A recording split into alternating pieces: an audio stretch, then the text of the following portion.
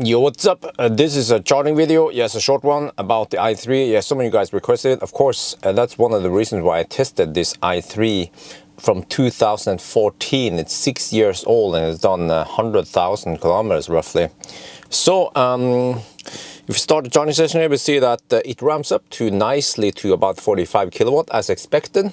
Now, prior to this charging session, I did heated up properly, did several charging sessions, also tried to drive hard, so I believe that the battery was nice and warm, and I guess you can see on the charging session that it should be nice and warm because it's getting the maximum charging speed for this battery pack. Now the 33 and the 44 kilowatt hour pack has a nicer curve. It throttles at around 85% on those packs, but this one is just 22 kilowatt hours, so it's already charging at about 2C, you know, which is pretty fast. But you will see that after a while it will throttle. It actually, well, you see the number of amps has already dialed down a little bit. It's not running at 120 anymore, but the throttling, according to Fastnet, it should throttle at 60%, but we already see a slightly earlier throttle here. Now, I don't know 100% for sure if this is due to not hot enough battery or if it's because of aging, but I believe it could be aging. So now, this is the characteristics of the 22 kilowatt hour pack. It will just throttle and throttle and throttle, but more gently, more predictable. It doesn't come in big bulks like you see in the Korean cars, for example. But what is it to say then? Again, it's a small battery, so you see it doesn't take that long to charge from 9% to 73%. It's about 16 minutes.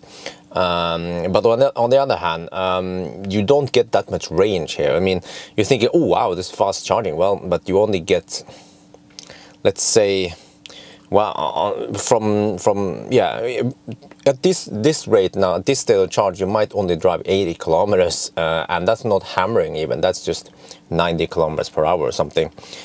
But well, in winter, okay, in summer it's slightly better. But based on this, you see that I get the impression that the charging has decreased, the charging speed has decreased. That's what I wanted to find out, because prior to this video I talk about how Tesla restricts the charging speed once the classic 85 packs they start aging, and I believe similar things happen here. Now the one thing that I've noticed is that when you move towards 100%, it takes longer. Now, I don't have too much experience with the with the 22 kilowatt hour pack versus the 33 and 44. But from what I remember, the i3 should have a top buffer. Everyone's been talking about this, you know, that it should finish charging fairly fast. But you see here that at 90%, it was only getting 7 kilowatt or 6 kilowatt over there. Yeah, 7 kilowatt.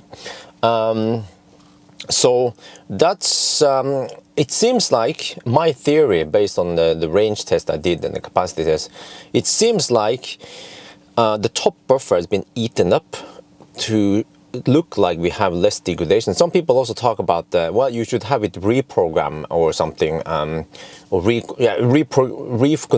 reprogram the BMS so it will show you the right capacity. And some people say, and then you will get the 18.8 kilowatt hour back. But you know, I don't know what's up with some people.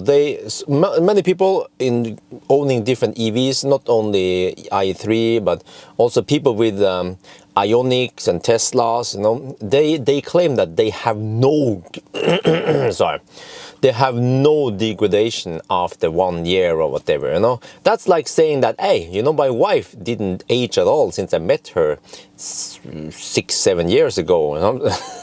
So all batteries degrade, but it's just up to the car manufacturer how they kind of hide. Well, basically that's what they do. They hide the degradation, because degradation happens just like people age, like me. I'm getting old. But okay, so I stole this one from Fastnet, except that I added this red line here. So according to Fastnet, you're supposed to get the maximum speed all the way to about 65% or something, right? 63% maybe, but they claim 65% on the website. But in this case, you see that it had an earlier throttle and then it's just lower than usual. So you have to compare the the red line versus the yellow line. The other ones are the higher one, but does this mean that the charging speed has decreased as the battery ages? Yes, I believe so. But or was this just a not hot enough battery? Hard to tell. So I can't really conclude anything unless I get that car again in spring and summer and test it when it's 25 degrees Celsius outside, because then you can't really blame the weather or anything anymore. So, but so it's hard to tell. I'm not gonna say that the charging speed has decreased, but I already saw that the charging towards 100% seems to decrease, and it could look like I mentioned before, that the top buffer has been eaten up. So yeah. So I'm not sure. So many people requested, oh, you should try a Leaf, you should try this and that. Okay, maybe I should do that. Try Leaf. Leaf seems to be very variable. There might be 20% degradation on Leaf because it doesn't have active cooling. So we'll see. Actually, maybe yes. If enough people request it, I might test another car. So which car is going to be? A Leaf, a 24 kWh Leaf. What else is out there? Now, it's not really that one. That one is also almost as old as the i3. So yeah. But okay, I think that's going to be it for now. I hope you guys enjoyed this video. As always, thank you for watching and talk to you later.